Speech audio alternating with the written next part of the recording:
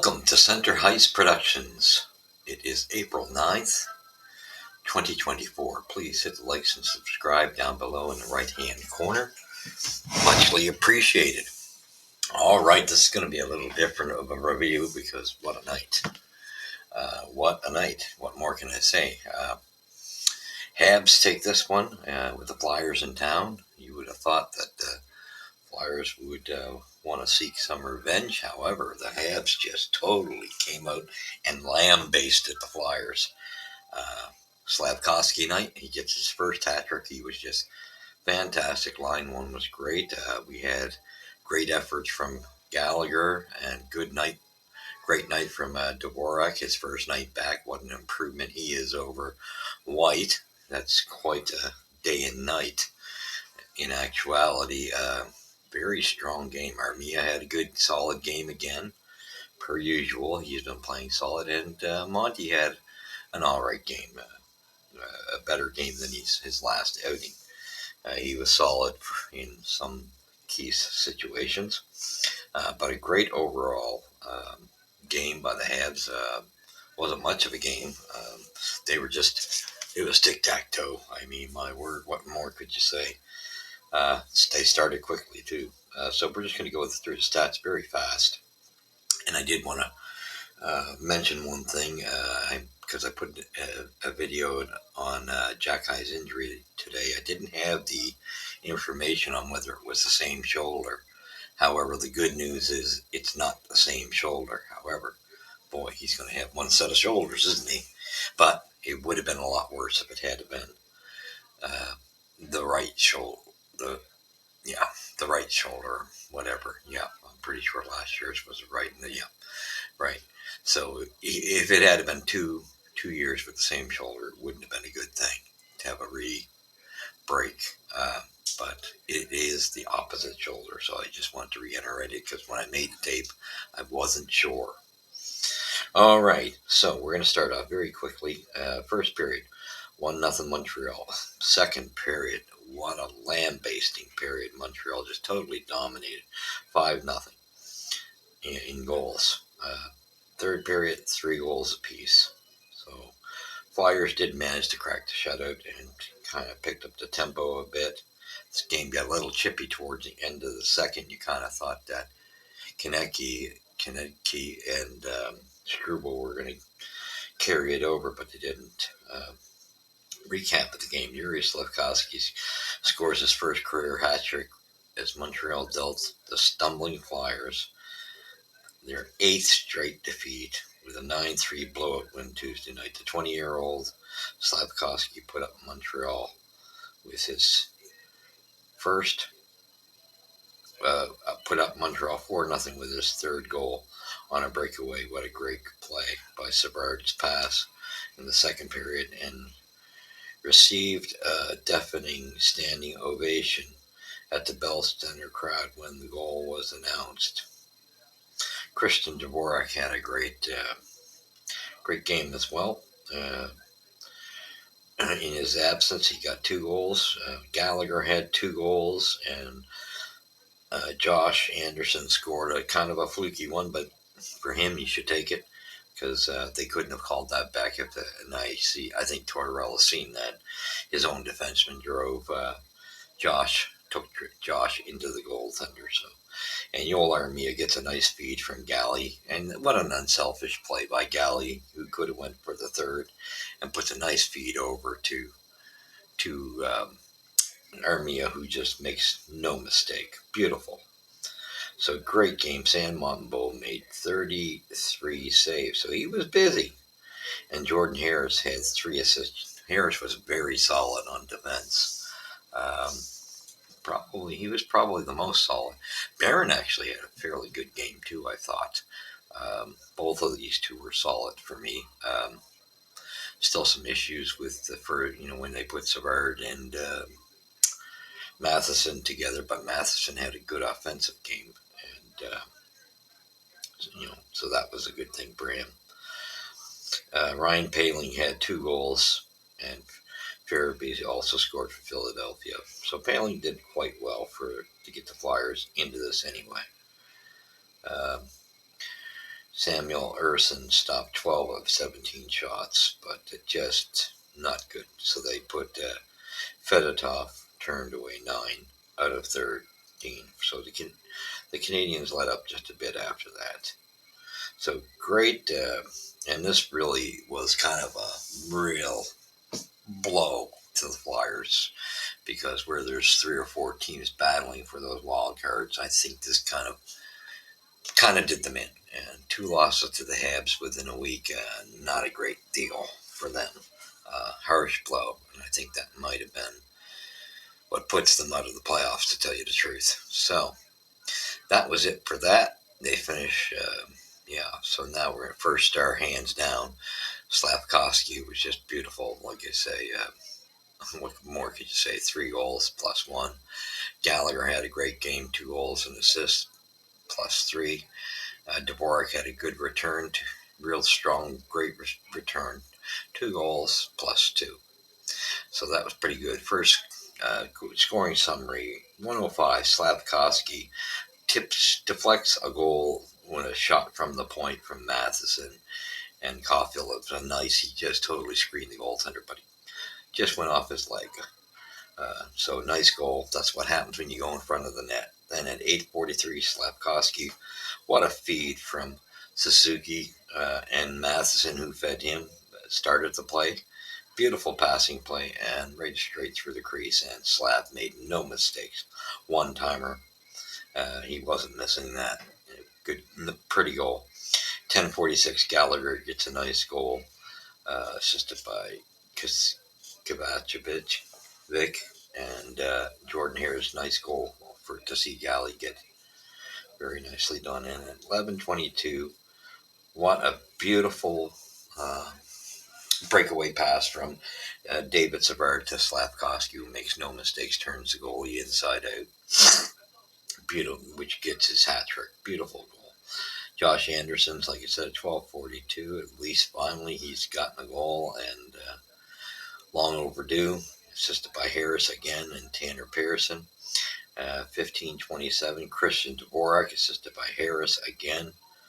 And third period, Brian Paling heats up, assisted by Owen Tippett and Eric Johnson. Christian Dvorak gets one at 10:06. Assisted by Raphael Harvey-Pinard. 11:19, Brendan Gallagher scores again, responds very quickly, assisted by Armia and Kovacevic. And 15:05, Joel Farabee scores, assisted by Oli Lysek, Noah Gates. And at 17:07, Eric Johnson, assisted by Tippett and Hathaway.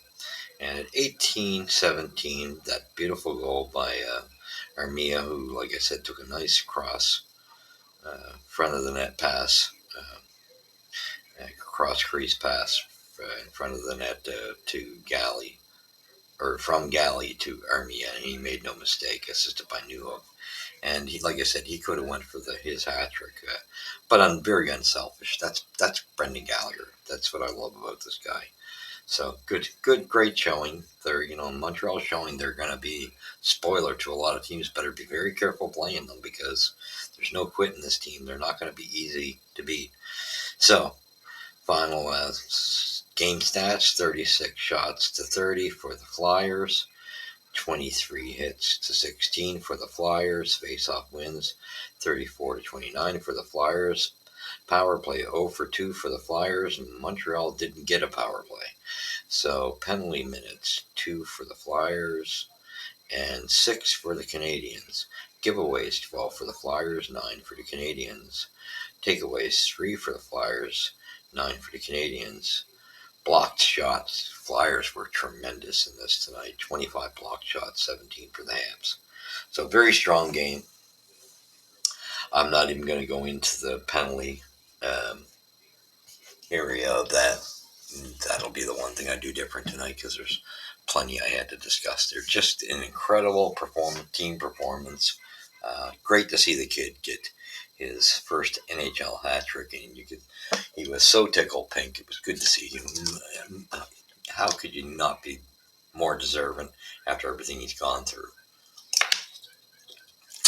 And like I said, Jordan Harris played a very strong game, and I gotta say, I'd say right behind Harris, in my opinion, in this game was Barron. Barron had a very strong game in this one. Good to see. This was the best performance. I have seen a difference in his game that way tonight. He was very responsible defensively, which was a nice improvement to see. So heads up to him, hats off to him as well. Great job overall, just good team spirit. They stuck in there together, uh, stuck up for each other and fought together, and just good solid game. Because Konecki looked like he was going to go as Struble, and yeah, it's just a solid game, solid performance, and what more could you say?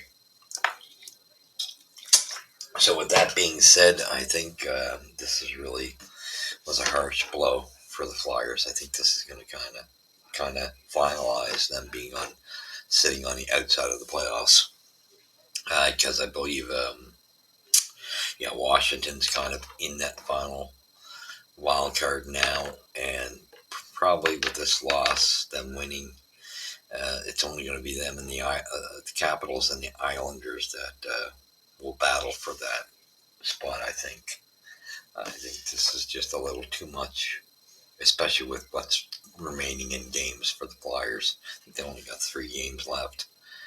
So yeah, it's that's the way it is, and yeah, I'd say if I was any other team like the Islanders or where we got them Thursday night, I'll do a review there. They better be careful because the Habs definitely could be that team that is going to put you on the outside.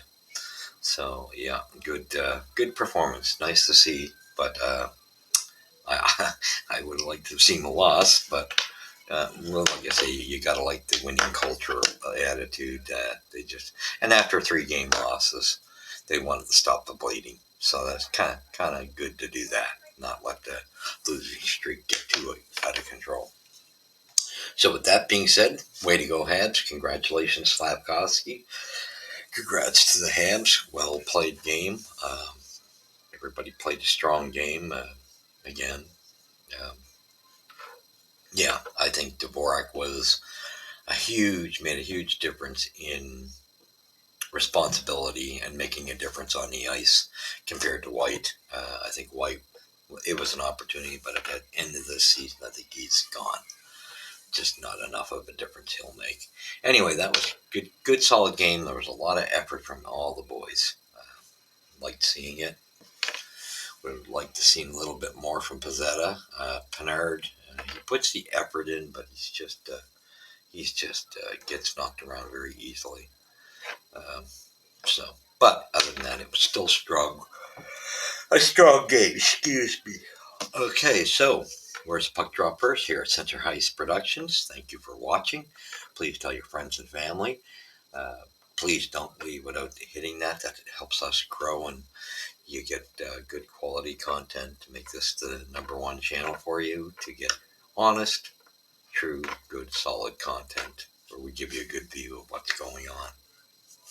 So with that being said, we will be back to review the game Thursday night. Thank God this season. I guess I'm just so pumped to see the draft coming because this is going to be where I do a big evaluation on management's job this summer once the draft and free agency is done. And I'm expecting big things trade wise, movement with those drafts like he's done. I just hope it's bigger forward because you don't want to have a team.